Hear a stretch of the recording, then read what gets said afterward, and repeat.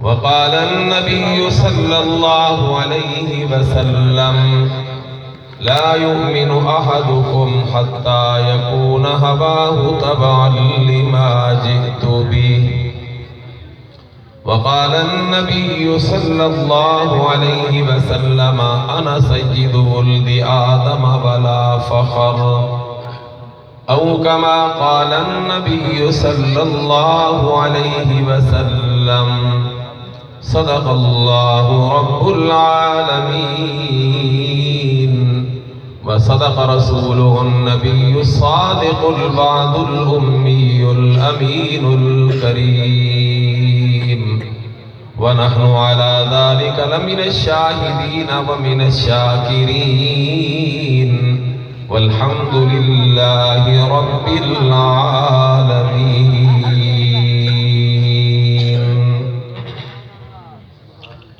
یہ جلوہ حق سبحان اللہ، یہ نور ہدایت کیا کہنا.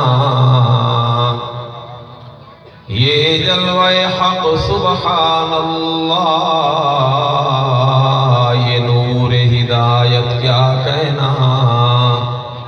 کہ جبرائیل بھی ہیں شیدا ان پہ یہ شان نبوت کیا کہنا. جس دل میں ہو پرتوے کرسی و عرش اس دل کی بلندی صلی علی. جس سینے میں قرآن اترا ہو اس سینے کی عظمت کیا کہنا. وہ آئے جن کی خاطر مضطرب تھی وادی بطحاء. وہ آئے جن کے سجدوں کے لیے کعبہ ترستا تھا. وہ آئے جن کو ابراہیم کا نور نظر کہیے. وہ آئے جن کو اسماعیل کا لخت جگر کہیے. رسول مجتبیٰ کہیے، محمد مصطفیٰ کہیے. خدا کے بعد بس وہ ہیں، پھر اس کے بعد کیا کہیے. کہا ہے کس نے کہ امام الانبیاء نہ کہو. کہا ہے کس نے کہ سرتاج اولیاء نہ کہو. یہی ہے فلسفہ قل انما انا بشر کا. خدا کے بعد سبھی کچھ کہو مگر خدا نہ کہو. شریعت کا ہے یہ اصرار کہ ختم الانبیاء کہیے.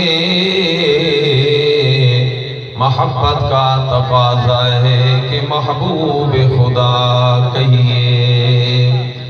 جب ان کا ذکر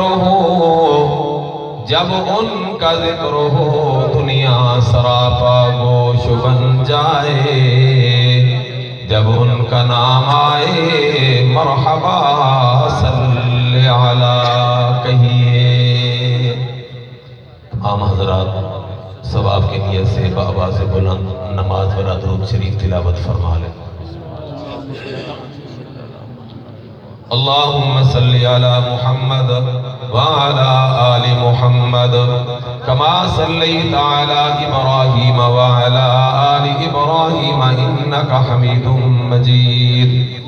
اللہم بارک علی محمد وعلی آل محمد کما بارکت علی ابراہیم وعلی آل ابراہیم انکا حمید مجید. گرامی قدر واجب الاحترام حضرات علماء کرام اور نہایت ہی معزز محترم بزرگان دین، برادران اسلام، عزیز نوجوان بچے، اور اس مبارک کانفرنس سیرت سید الکونین میں تشریف لانے والی پاک دامن میری مائیں، بہنیں اور بیٹیاں، سب سے پہلے اللہ کا شکر ادا کرتے ہیں کہ جس نے ہمیں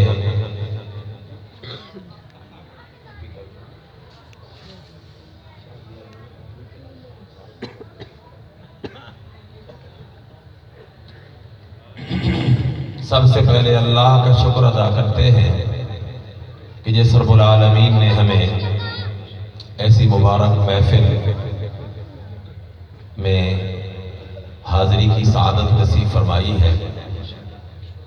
دعا ہے کہ تبارک و تعالی ہم سب کا یہاں مل بیٹھنا اپنی بارگاہ میں قبول و منظور فرمائے۔ دوسرے نمبر پر جن احباب نے آج کا یہ عظیم الشان پروگرام سجایا اور ہم سب کو یہاں ایسی مبارک محفل میں مل بیٹھنے کا موقع فراہم فرمایا،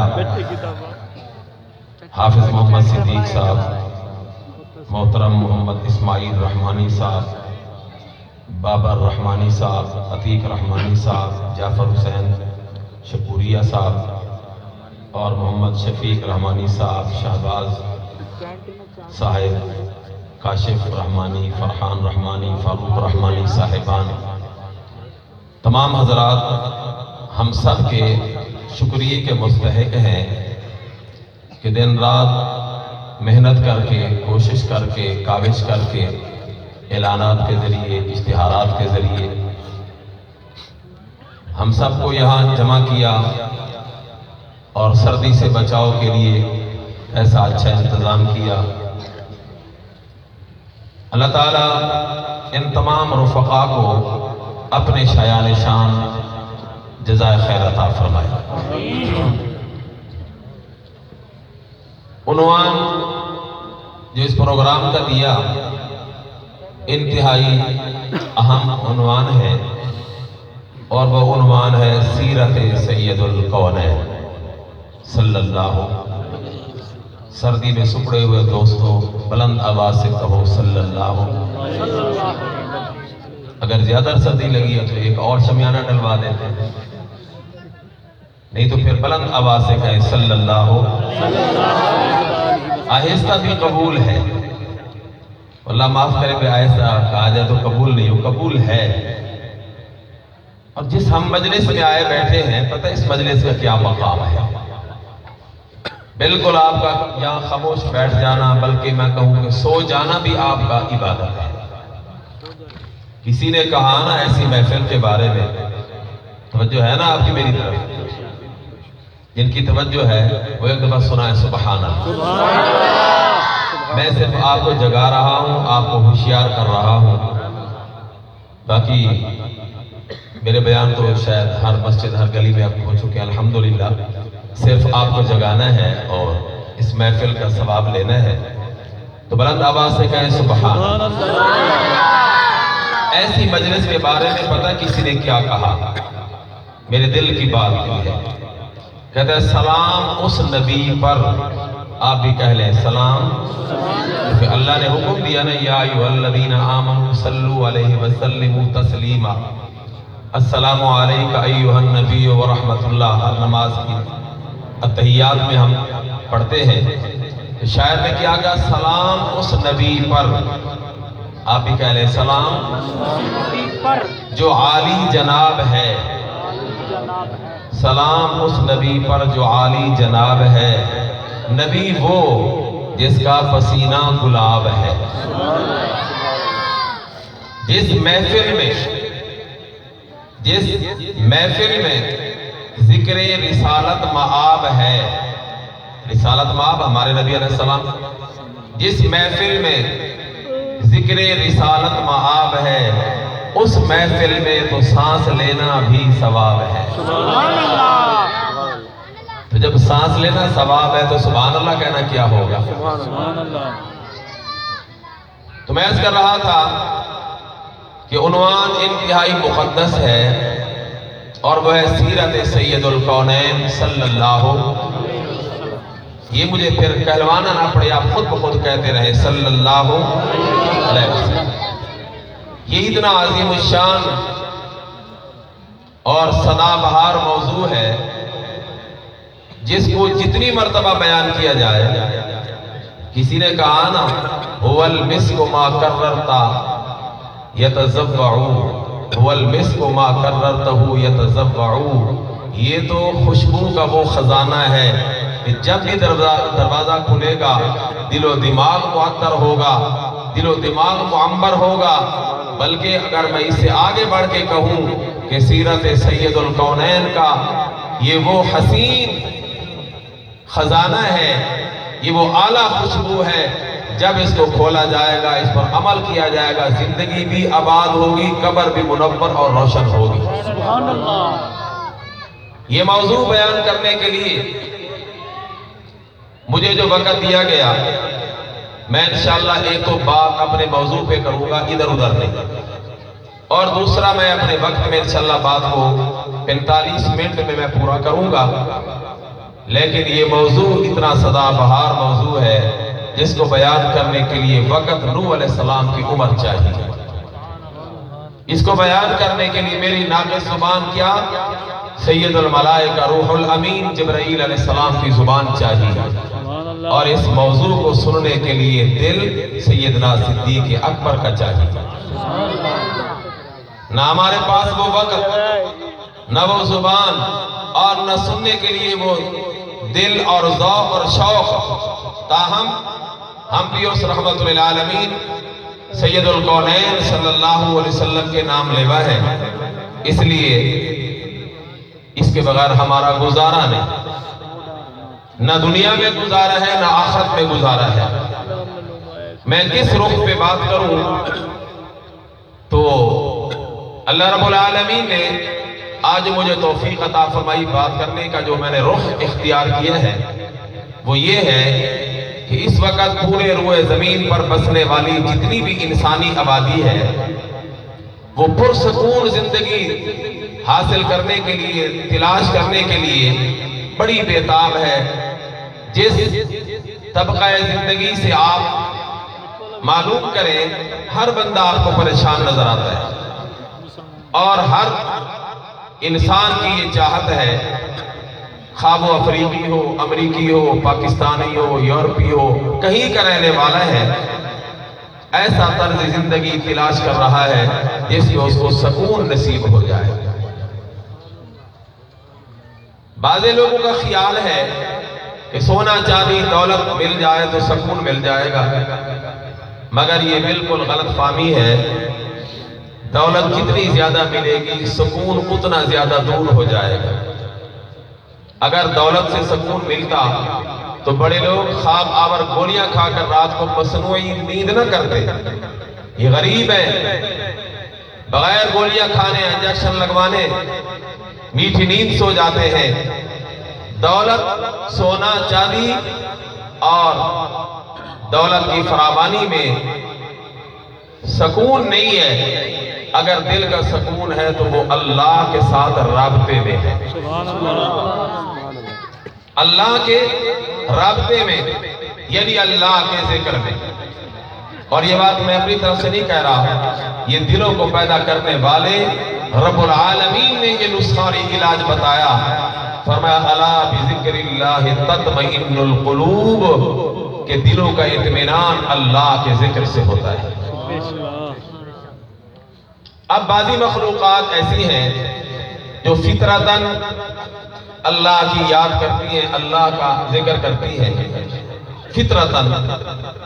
مثال کے طور پر یہ انسانوں کے علاوہ جتنی چیزیں ہیں، حیوانات ہوں، درندوں، پرندوں، حشرات الارض ہوں، زمین کی مخلوق ہو، پانی کی مخلوق ہو، فضا کی مخلوق ہو، یہ سب اللہ کو یاد کرتے ہیں، اللہ کا ذکر کرتے ہیں، اور فطرتاً اللہ کا ذکر کرتے ہیں. قرآن کریم نے بتایا وَإِن مِّن شَيْءٍ إِلَّا يُسَبِّحُ بِحَمْدِهِ، کائنات میں کوئی چیز ایسی نہیں جو اللہ کی تسبیح نہ کرتی ہو.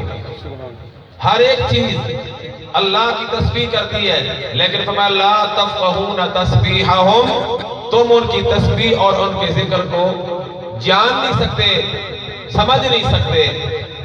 لیکن ہمارے اوپر اللہ کا کیسا کرم ہوا، ہر مخلوق، ہر چیز اللہ کا ذکر کرے اپنی فطرت، اپنے ذوق اور اپنے انداز کے مطابق۔ اور مجھے اور آپ کو اللہ رب العالمین نے اپنی یاد کے لیے ایک قائد اعظم حضرت محمد الرسول اللہ استاد عطا فرمائے۔ فرمایا کہ تمہیں اگر میرا ذکر کرنا ہے تو پھر میرے محبوب حضرت محمد الرسول اللہ صلی اللہ علیہ وسلم کے طریقے کے مطابق میرا ذکر کرو۔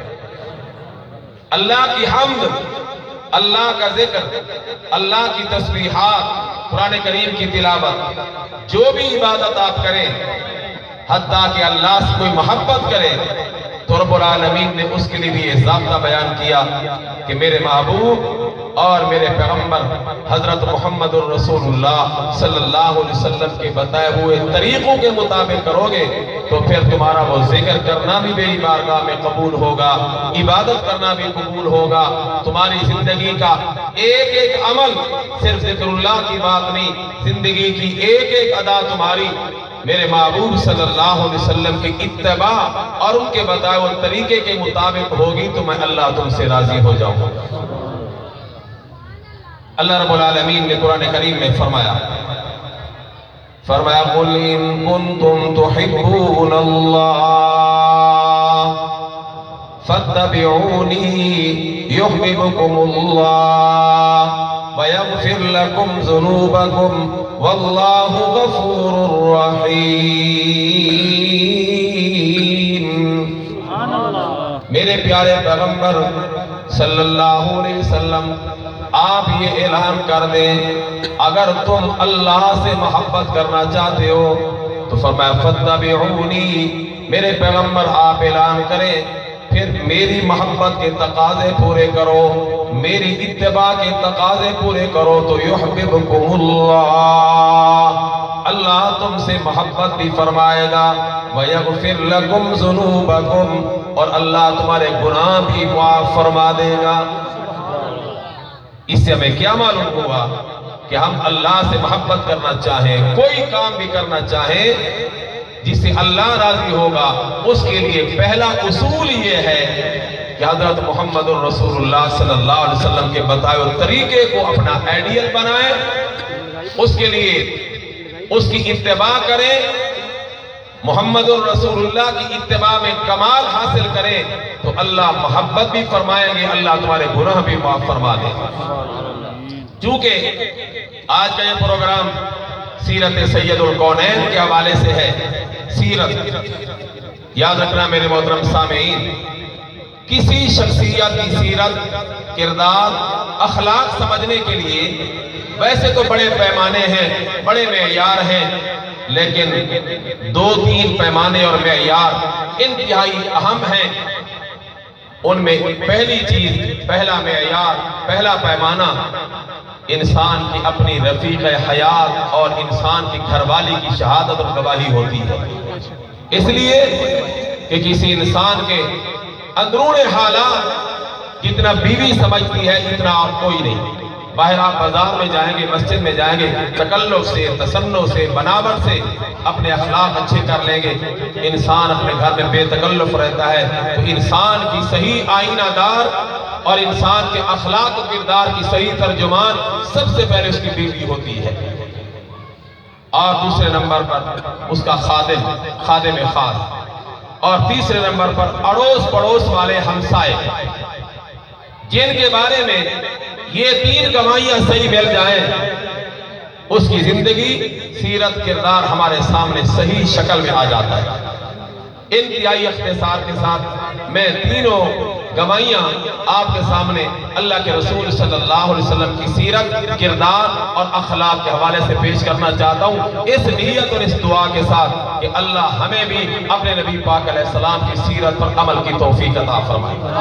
اور آپ حضرات بھی یہ نیت فرما لیں کہ جو بات حضور علیہ السلام کے اخلاق کی ہمارے سامنے آئے گی انشاءاللہ اس پہ عمل کریں گے۔ اب آئیے میں ایک ایک جھلکی تینوں گواہیوں سے آپ کی خدمت میں عرض کروں۔ اللہ کے محبوب صلی اللہ علیہ وسلم نے غار حرا کے اندر خلوت میں بہت سارا وقت گزارا عبادت الہی میں، اور وہاں سے رب العالمین نے آپ کو نبوت سے سرفراز فرمایا، پہلی وحی آئی۔ اور پہلی وحی سب کو معلوم ہے، لیکن نوجوانوں کے علم میں اضافے کے لیے میں عرض کرتا ہوں کہ پہلی وحی کیا آئی؟ 5 آیتیں آئیں۔ فرمایا اقرأ باسم ربک الذی خلق خلق الانسان من علق اقرأ وربک الاکرم الذی علم بالقلم علم الانسان ما لم یعلم۔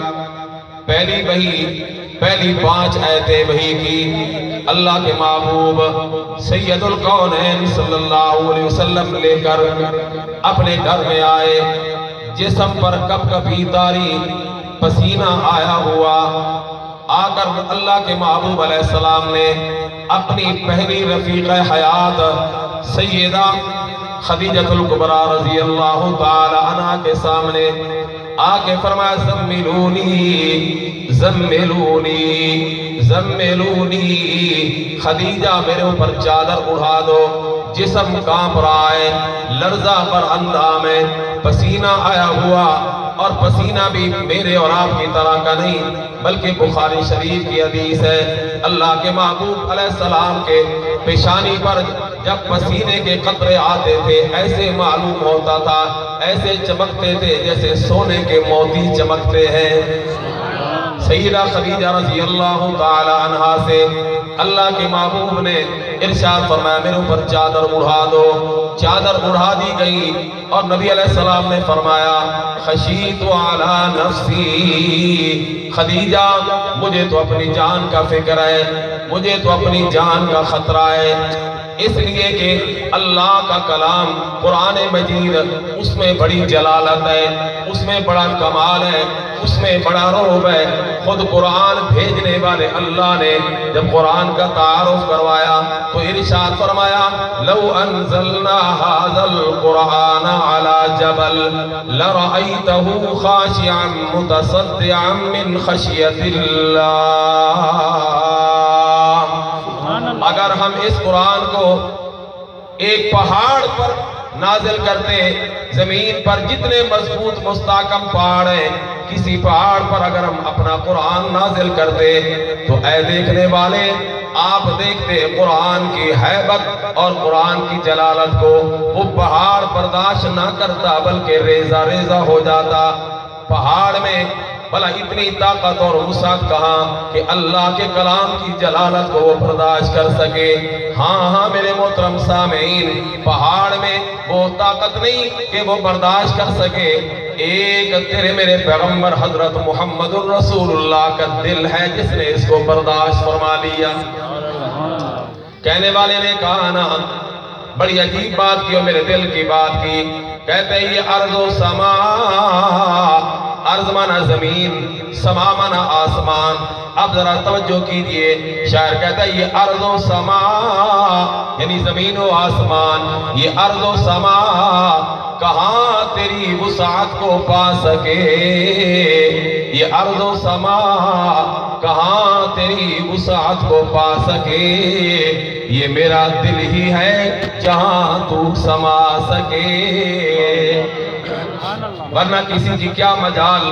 خیر بہرحال رب العالمین کا کلام، اس کی جلالت، اس کی حیبت کی وجہ سے اللہ کے محبوب پہ پسینہ آیا ہوا، چادر کا حکم فرمایا، چادر ڈال دی گئی۔ سیدہ خدیجہ سے حضور نے فرمایا خشیت علی نفسی، خدیجہ مجھے تو اپنی جان کی فکر ہے، جان کا بڑا خطرہ ہے۔ رفیق حیات، خاتون اول، خاتون جنت سیدہ خدیجہ رضی اللہ تعالی عنہا اللہ کے محبوب کے پاس آ کر انتہائی احترام کے ساتھ، محبت کے ساتھ، ہمدردی کے جذبے کے ساتھ آ کر بیٹھ گئی، اور آ کر اللہ کے محبوب کی سیرت کی جھلکیاں بیان کی۔ آج بھی اگر اللہ آپ کو توفیق دے، بخاری شریف کے پہلے ورقے پر امام الانبیاء صلی اللہ علیہ وسلم کی سیرت کی وہ جھلکیاں سیدہ خدیجہ رضی اللہ تعالی عنہ کی زبانی ایسے چمک رہی ہیں اور نشر ہو رہی ہیں، یہ بجلی اس کا کیا مقابلہ کر سکتی ہے۔ سیدہ خدیجہ رضی اللہ تعالی عنہ فرماتی ہیں کلا واللہ لا یخزیک اللہ إنك لتصل الرحم وتحمل الكلا وتكسب المعدوم وتقري الضيف وتعين على نوائب الحق.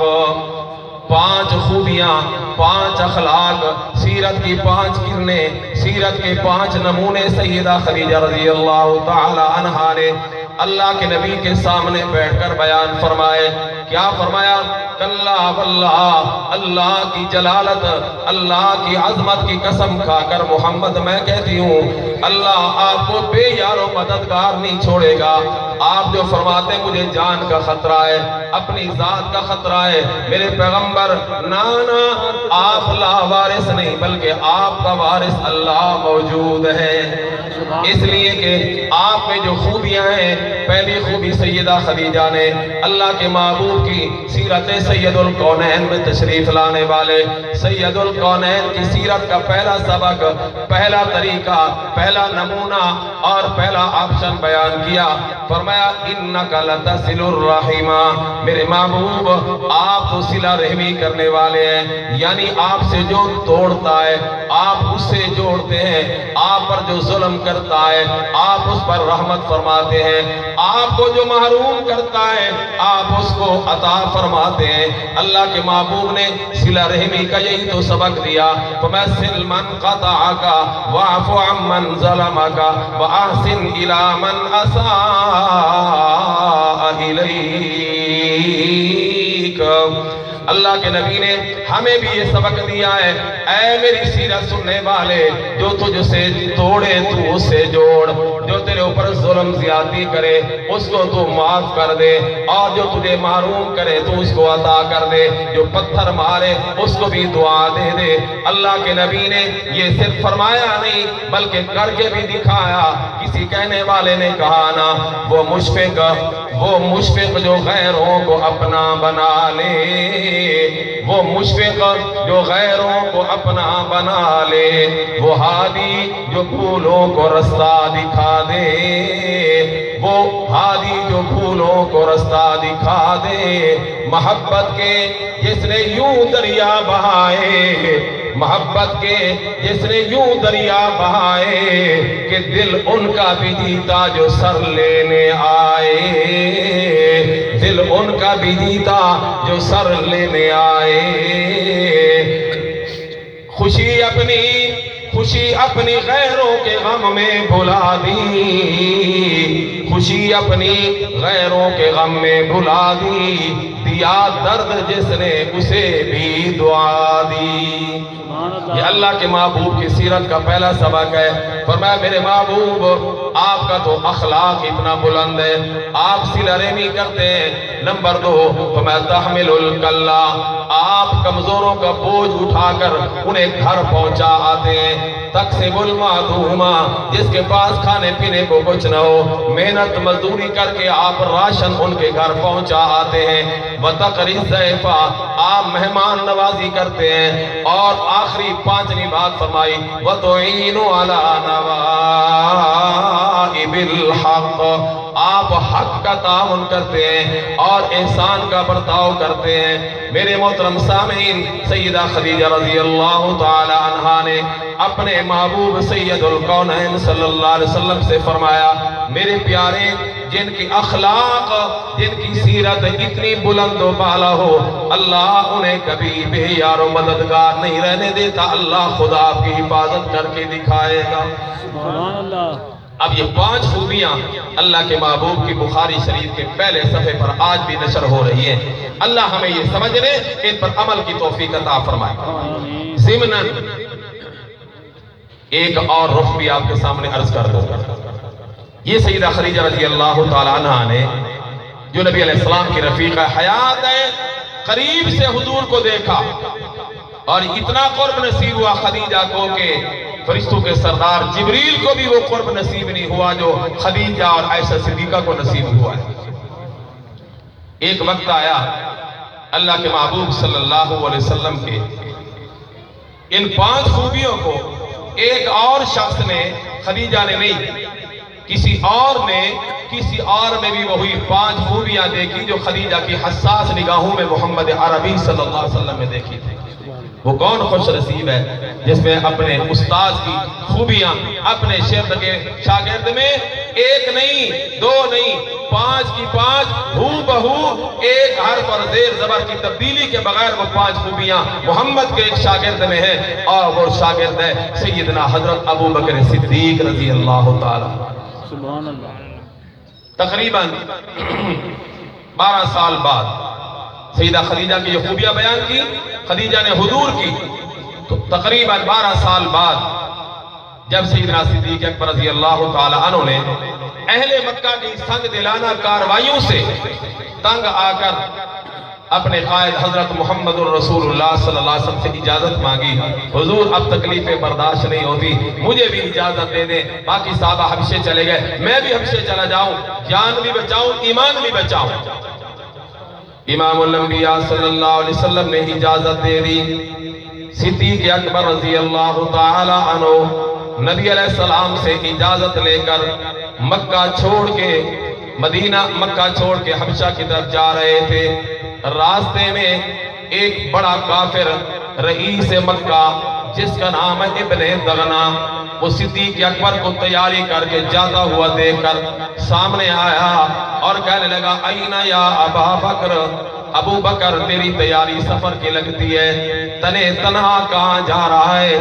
سیدنا صدیق اکبر رضی اللہ تعالی عنہ نے فرمایا ابن دغنا تجھے پتا ہے نا میں نے محمد الرسول اللہ سے وفا کا عہد کیا ہے، اور پھر تیری قوم مجھے محمد کا ساتھ نہیں دینے دیتی، ان کی تعلیمات پر عمل نہیں کرنے دیتی۔ میرے قائد حضرت محمد الرسول اللہ صلی اللہ علیہ وسلم نے مجھے اجازت دی ہے، میں حبشہ جا رہا ہوں، ایمان بھی بچاؤں جان بھی بچاؤں۔ اب ذرا ابن دغنا رئیس مکہ ایک بڑے کافر کی سنیے، وہ کہتا ہے ابو بکر مثلک لا یخرج، ابو بکر تیرے جیسے بندے نکالے جانے کے قابل نہیں ہوتے، اس لیے کہ جن آبادیوں سے آپ جیسے لوگ نکل جاتے ہیں وہ آبادیاں ویرانوں میں بدل جاتی ہیں، انہیں آبادیاں کہنا بھی ٹھیک نہیں جن میں آپ جیسے لوگ چلے جائیں۔ آپ تو انسانی آبادیوں کی جان ہیں، آپ کو نہیں جانا چاہیے، وہ اس کافر کے تاثرات ہیں، آپ انسانی آبادیوں کی جان ہیں۔ اور پھر ذرا آئیے ایک مسلمان شاعر کے تخیلات و تصورات بھی سنیے، وہ کیا کہتا ہے؟ وہ کہتا ہے وہ افضل البشر بعد از انبیاء ہے، وہ افضل البشر بعد از انبیاء ہے، وہ جانے صداقت وہ جانے وفا ہے، نبیوں سے کمتر اماموں سے اعلیٰ، نبیوں سے کمتر اماموں سے اعلیٰ، محمد سے ہر دم وفا کرنے والا۔ یہ صدیق اکبر کی شان ہے، نبیوں سے کمتر اماموں سے اعلیٰ، محمد سے ہر دم وفا کرنے والا، صداقت کا پیکر سمندر وفا کا، وہ غمخوار پہلا رسول خدا کا۔ آخری بات بڑی کمال کی ہے، وہ کہتا ہے نبی سے وہ نظریں ہٹاتا نہیں ہے، نبی سے صدیق اکبر نبی سے وہ نظریں ہٹاتا نہیں ہے، جہاں پر نبی ہے وہ اب بھی وہی ہے۔ اللہ ہمیں بھی اس رضا پاک کی جیتے جاگتے حاضری کی سعادت نصیب فرمائے، جہاں پہلے محمد الرسول اللہ پہ سلام پیش کیا جائے، پھر سیدھا صدیق اکبر کا سامنے نام آئے اور وہاں سلام پیش کریں، پھر ابو عمر فاروق اعظم کا نام آئے۔ تو میں عرض کر رہا تھا ابن دغنا کافر نے صدیق اکبر سے کیا کہا؟ مثلک لا یخرج، آپ جیسے لوگ نکالے جانے کے قابل نہیں، جن آبادیوں سے آپ جیسے لوگ نکل جاتے ہیں وہ آبادیاں ویرانے کہلاتی ہیں، آبادیاں ان کو نہیں کہا جاتا۔ آپ واپس آئیں اس لیے کہ آپ کے اخلاق آپ کی سیرت کیا کمال ہے۔ اب ذرا سنیے، جو بات عائشہ خدیجۃ الکبریٰ نے آج سے تقریباً 12 سال اپنے حضور سید الکونین کے بارے میں عرض کی تھی، وہی کی وہی باتیں ہو بہو ابن دغنا کافر کی نگاہ نے ابوبکر صدیق میں وہ حالات، وہ کیفیات، وہ سیرت کی جھلکیاں دے کر کیا کہا؟ کہتے ہیں واللہ لا یخزیک اللہ انک لتصل الرحم وتحمل الکلا وتکسب المعدوم وتقری الضیف وتعین علی نوائب الحق۔ آج سے 12 سال پہلے سید الکونین کی گھر والی نے جو خوبیاں حضور کی بتائیں، ایک زیر زبر کی تبدیلی کے بغیر ابن دغنا کافر نے محمد کے پہلے شاگرد و وفادار وفاؤں کے بادشاہ سیدنا صدیق اکبر کی وہی خوبیاں اسی ترتیب سے بغیر کسی کمی بیشی کے بیان فرمائے۔ اس کو کہتے ہیں فنا فی الرسول، اس کو کہتے ہیں فنا فی الشیخ۔ ہم بھی تو اسی نبی کے سید الکونین کے نام لیوا ہیں جس کے ابوبکر صدیق تھے، انہوں نے حضور کی سیرت کو ایسا اپنایا کہ ایک دشمن اسلام بھی ایک حرف کی زیر زبر کی تبدیلی کے بغیر ابوبکر کی وہ خوبیاں بیان کرتا ہے جو خدیجہ نے محمد الرسول اللہ کی بیان کی ہیں۔ ہمیں بھی اپنے گریبان میں جھانک کر دیکھنا چاہیے کہ میرے اندر میرے محبوب کی کتنی سیرت کی جھلکیاں موجود ہیں۔ تو ایک گواہی سیدہ خدیجۃ الکبریٰ کی آئی، ایک اور گواہی انتہائی اختصاص کے ساتھ میں عرض کر کے بات ختم کروں۔ دوسری گواہی خادم کی ہے جس کو ہمارے زبان میں نوکر کہتے ہیں۔ یاد رکھنا یہ نوکر دور غلامی کی یادگار ہے، انگریز کا دیا ہوا یہ لفظ ہے۔ اسلام نے غلامی کا تصور تھا اس کو بھی ختم کر کے اب تصور دیا خدمت کا، جو خدمت کرتا ہے اللہ اسے سردار بنا دیتے ہیں۔ حضور نے فرمایا سید القوم خادمہم، جو قوم کا سردار ہوتا ہے وہ اتنا زیادہ ان کی خدمت کرتا ہے، اور اللہ کو وہی بندہ زیادہ پسند آتا ہے جو اللہ کی مخلوق کی خدمت زیادہ کرتا ہے۔ اب حضور علیہ السلام کا ایک خادم ہے جس کا نام ہے حضرت زید رضی اللہ تعالیٰ عنہ۔ بچپن میں کسی نے اغوا کر کے ان کو بیچ دیا، اور خاتون اول سیدہ خدیجہ رضی اللہ تعالیٰ عنہ نے خرید کر کے اپنے قائد، اپنے سردار سید الکونین صلی اللہ علیہ وسلم کی خدمت کے لیے وقف کر دیا۔ آپ کو پتہ ہے جس کا بیٹا گم ہو جائے، اغوا ہو جائے تو ماں باپ پر کیا گزرتی ہے۔ یہ صاحب دل بھی اس کو سمجھتا ہے، درد آشنا طبیعت اس کو سمجھتی ہے۔ اس کے والدین رشتہ دار احباب تلاش کرتے رہے، زندگیاں چیرن ہو گئی، خوشیاں ختم ہو گئی، مسکراہٹیں بس ہو گئی۔ کسی نے حضرت زید کے والد کو بتایا کہ تیرا بیٹا مکہ مکرمہ میں ایک ہاشمی سردار کے گھر میں خادم ہے۔ حضرت زید رضی اللہ تعالی عنہ کا والد جس کا نام حارثہ ہے، ایک بڑی مقدار میں مال لے کر مکہ المکرمہ میں آیا۔ پوچھتا اللہ کے محبوب علیہ السلام کے بارے میں بتایا گیا، تیرا بیٹا ہاشمی سردار محمد الرسول اللہ کا خادم اور ان کا غلام ہے۔ پہلے آ کر اپنے بیٹے کو تلاش کیا، جب ملا گلے سے لگایا، جی بھر کر کے والد نے اپنا درد اپنی آنکھوں کے آنسو کے ذریعے نکالا اور کہا زید تجھے پتہ ہے نا تیرے اغوار گم ہو جانے کے بعد ہماری ساری خوشیاں ملیا میٹ ہو گئیں، مسکراہٹیں ہماری ختم ہو گئیں، اور تیری والدہ کا رونا اب دیکھا نہیں جاتا، تیری بہنوں کی سسکیاں، تیری بہنوں کا اضطراب دیکھا نہیں جا سکتا۔ ہم نے تو یہ عہد کر لیا کہ جب تک زید نہیں ملے گا ہم ایک لمحے کے لیے بھی اپنے دانتوں کو مسکراہٹ نہیں دیں گے۔ میرا بیٹا میں تجھے لینے کے لیے آیا ہوں، بتا تیرا کیا پروگرام ہے؟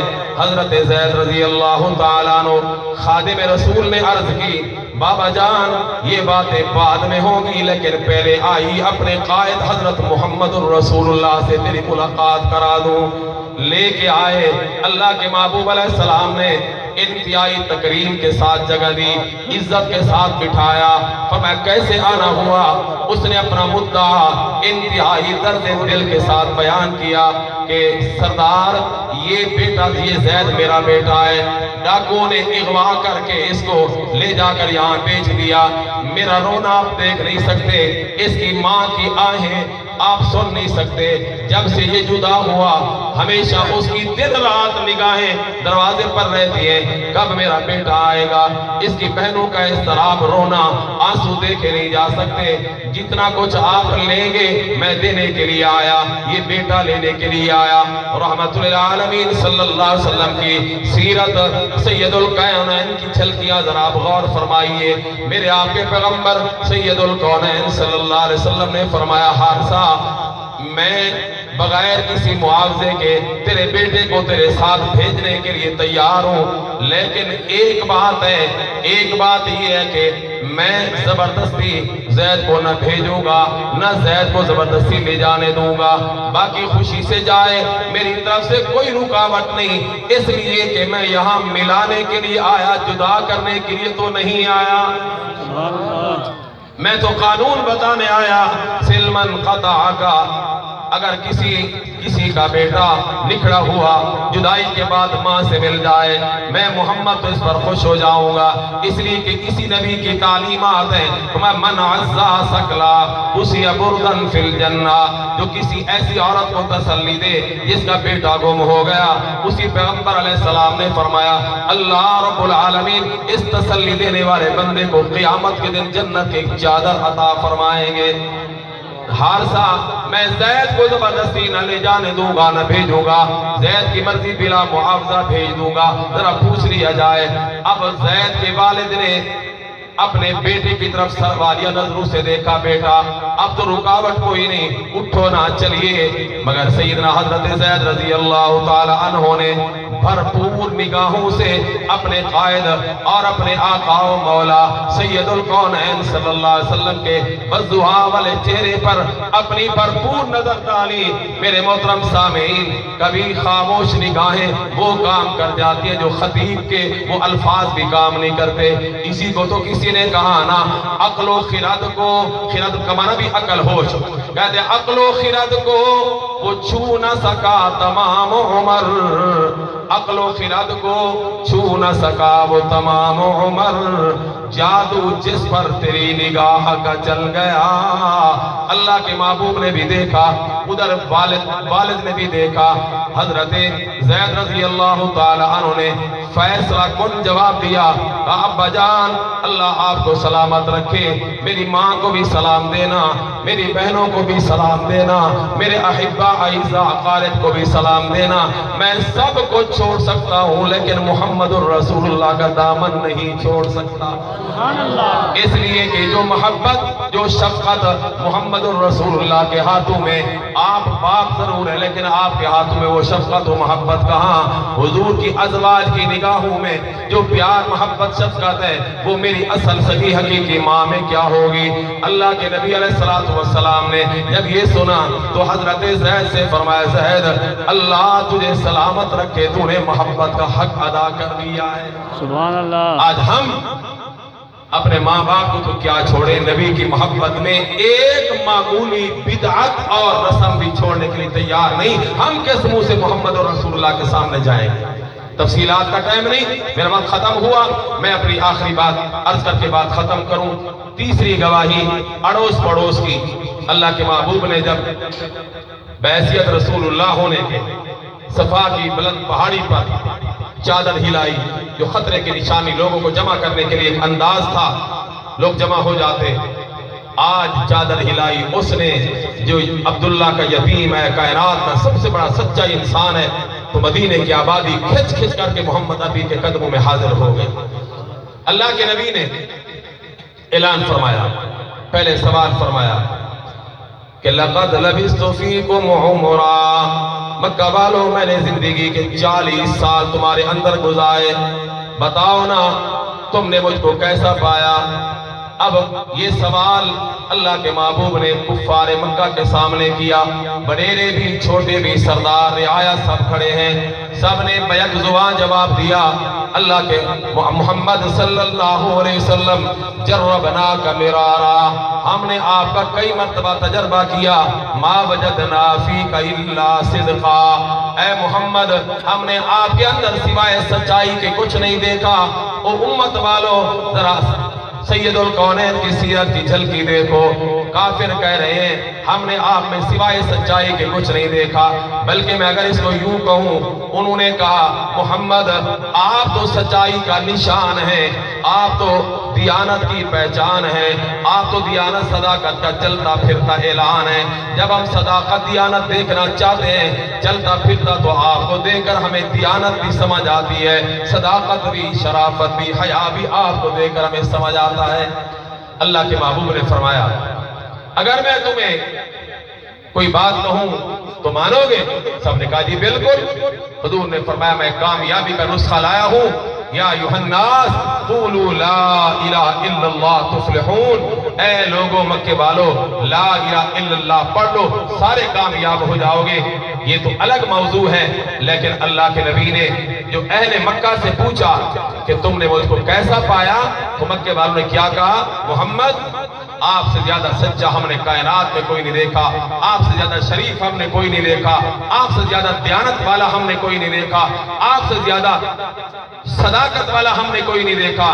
یہ سید الکونین صلی اللہ علیہ وسلم کی سیرت کی وہ جھلکیاں ہیں کہ تین شہادتیں میں نے آپ کے سامنے پیش کی، ہر ایک نے اللہ کے نبی کو جو کہا میں نے آپ کی خدمت میں عرض کر دیا ہے۔ دعا گو ہوں کہ اللہ رب العالمین ہمیں بھی اپنے نبی پاک علیہ السلام کے اسوہ حسنہ پر اور آپ کی سیرت طیبہ پر عمل کرنے کی توفیق عطا فرمائے۔ اقول قولی ھذا والحمد للہ رب العالمین۔